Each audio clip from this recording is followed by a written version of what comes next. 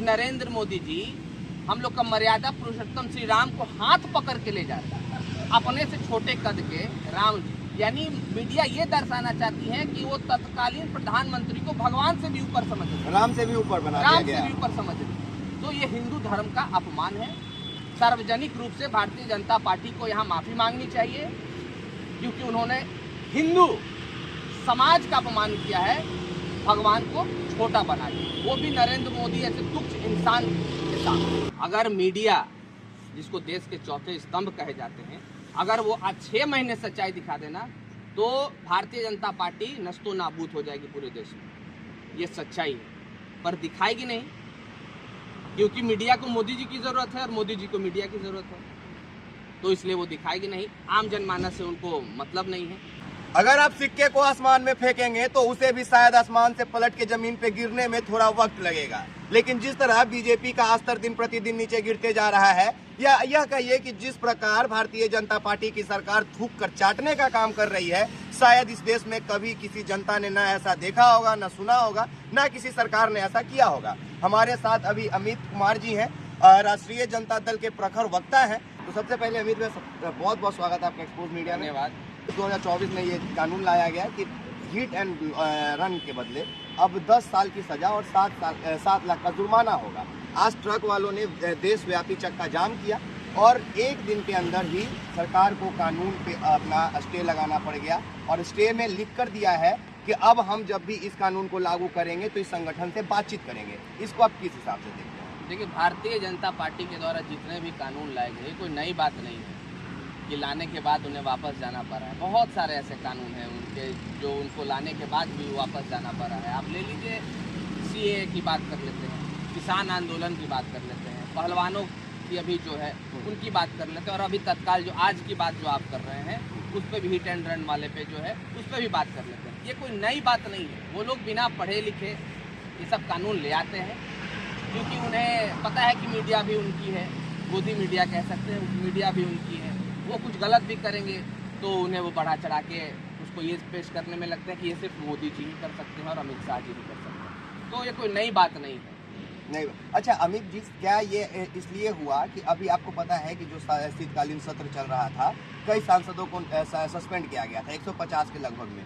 क्या एक कानून लाने के पहले विपक्ष का जब तर्क आता तो हो सकता है कि सरकार इस स्टे नहीं लगाती इस कानून पे? ये एक वेल डिस्कशन नहीं होने की वजह से ये दिन देखना पड़ा। देखिए, वो डिस्कशन से भागते हैं। जहाँ तक वितर्क होती है, जब कांग्रेस की ही सरकार थी केंद्र में, तो हर विधेयक लाने से पहले सदन में चर्चा होती थी उस विधेयक पे, पर ये चर्चा से भागते हैं, क्योंकि इन्हें पता है कि किसी भी विधेयक को ये लाएंगे तो वो कहीं ना कहीं जनता के खिलाफ वाला ही विधेयक ये ला पाते हैं, और जहाँ जनता के खिलाफ विधेयक होगी तो विपक्ष उस पर हंगामा करेगी, क्योंकि सारे विपक्ष सामाजिक हैं, और कुछ लोग इसमें असामाजिक तत्व भी कह सकते हैं, जैसे हमारे गृह मंत्री तरीपार रह चुके हैं। तो उन्हें ये जानकारी है नहीं कि करना क्या है, लेकिन फिर भी वो करना चाहते हैं, इसलिए उन्हें वापस जो है विधेयक से हमेशा उनको वापस लेना पड़ता है। यानी ये कहिए कि उनकी मुंह की खानी पड़ती है। ऐसा क्यों होता है अमित जी कि हमेशा से जनता को सताने का कानून भारतीय जनता पार्टी लेके आती है? अभी एक बहुत बड़ी कानून लेकर आई जिसके जंजाल में हमारे देश के कई युवा अभी भी पिसे हुए हैं, जिसको अग्निवीर के नाम से जानते हैं। कई युवाओं हमारे देश के जो है वो आर्मी का तैयारी करना छोड़ दिए क्योंकि उसमें उनका फ्यूचर नजर नहीं आया। तो ऐसे कानूनों को क्यों लेके आता है कि भारतीय जनता पार्टी को खुद कल के डेट में मुंह की खानी पड़ती है? देखिए, अभी तत्काल जो मेन मुद्दा होना चाहिए था, 10 साल से भारतीय जनता पार्टी केंद्र की सरकार है, 20 करोड़ रोजगार पे बात होनी चाहिए, तो वहाँ बात हो नहीं रही है।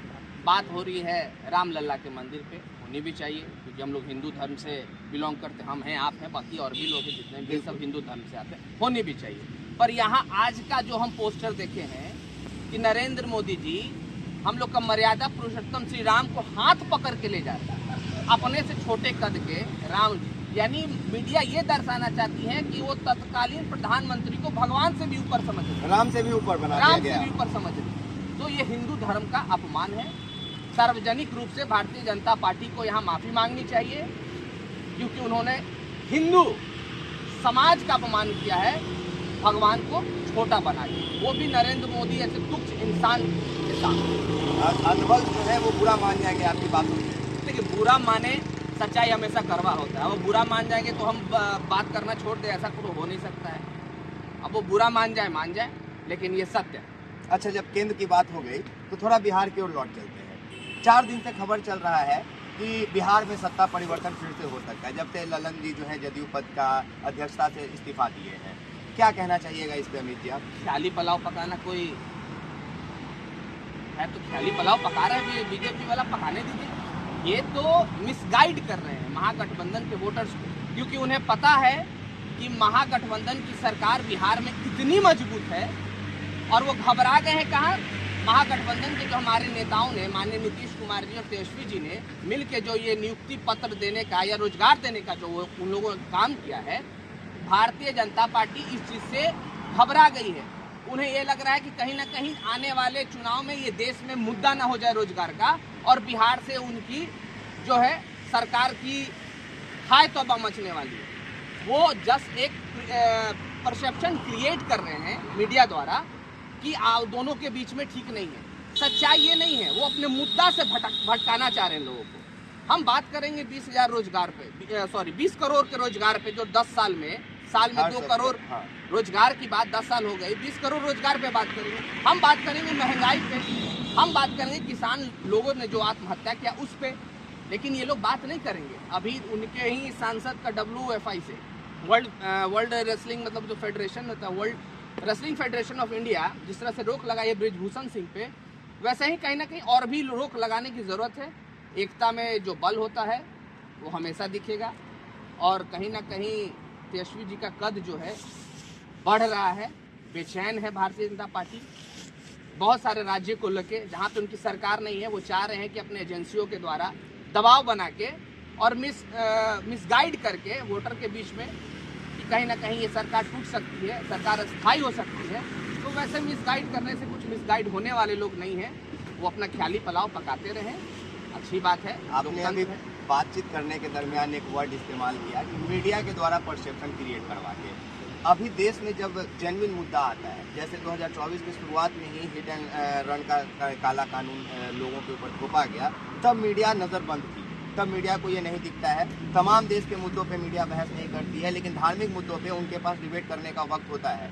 देश के चौथे स्तंभ का क्या जनता को गुमराह करने का हक है अमित जी? और अगर ऐसा चौथा स्तंभ करता है, देश को वास्तविक मुद्दा से दूर रखता है और सिर्फ किसी पार्टी विशेष का गुलामी करता है, ये हमारे देश को किस ओर लेके जा रहा है? भारतीय जनता पार्टी को पता है कि अगर आज उनकी नींव टिकी हुई है तो गोदी मीडिया पे टिकी हुई है। अगर मीडिया, जिसको देश के चौथे स्तंभ कहे जाते हैं, अगर वो आज 6 महीने सच्चाई दिखा देना तो भारतीय जनता पार्टी नस्तो नाबूद हो जाएगी पूरे देश में। ये सच्चाई है, पर दिखाएगी नहीं, क्योंकि मीडिया को मोदी जी की ज़रूरत है और मोदी जी को मीडिया की ज़रूरत है, तो इसलिए वो दिखाएगी नहीं। आम जनमानस से उनको मतलब नहीं है। जनता कैसे भी रहे, आज देखिए, आज कुश्ती में जो हम लोग की वर्ल्ड चैंपियन है, उनको अपना अर्जुन अवार्ड लौटाना पड़ा। ऐसी हालात क्यों आ रहे हैं, इस पे बहस क्यों नहीं हो रही है? ये बस सोचने और समझने की बात है। आप लोग जैसे मीडिया ही ऐसे सवाल उठाते हैं और हम लोग ऐसे ही छोटे लोग ये जवाब देते हैं और ये सवाल करते हैं, तब थोड़ा बहुत न्यूज़ फ्लैश होता है बिहार, पूरे इंडिया में। आपको लोग देखते हैं, समझते हैं, बातों को सुनते हैं, ये चल रहा। पोर्टल न्यूज़ वाले का वैल्यू इसीलिए बढ़ा है क्योंकि आप लोग सच को दिखाते हैं।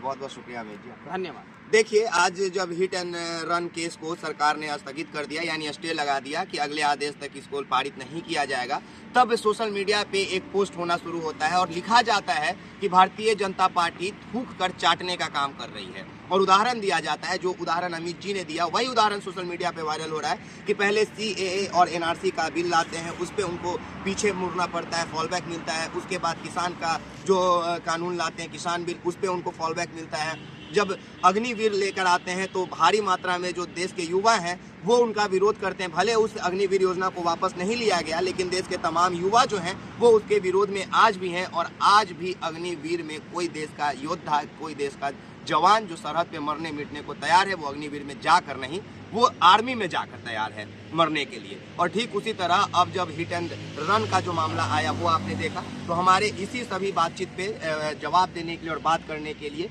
अमित जी थे। तो हमारा तर्क कैसा लगा, बात कैसा लगा, ज़रूर बताएं। और एक बात की जो मीडिया में परसेप्शन क्रिएट किया जा रहा है कि बिहार में सरकार कभी भी बदल सकता है, तो उस पर साफ साफ अमित जी ने कह दिया कि तेजस्वी के बढ़ते कद को लेकर अभी जो विपक्ष में है वो खलबली मचा हुआ है और अभी 2024 और 25 का इलेक्शन भी आना है। अब देखना ये होगा कि किन की बातों में कितनी सच्चाई है। तब तक आप एक्सपोज मीडिया देखते रहिए। मेरा नाम विकास राज है। तमाम लोगों का बहुत शुक्रिया। जय हिंद, जय बिहार, धन्यवाद।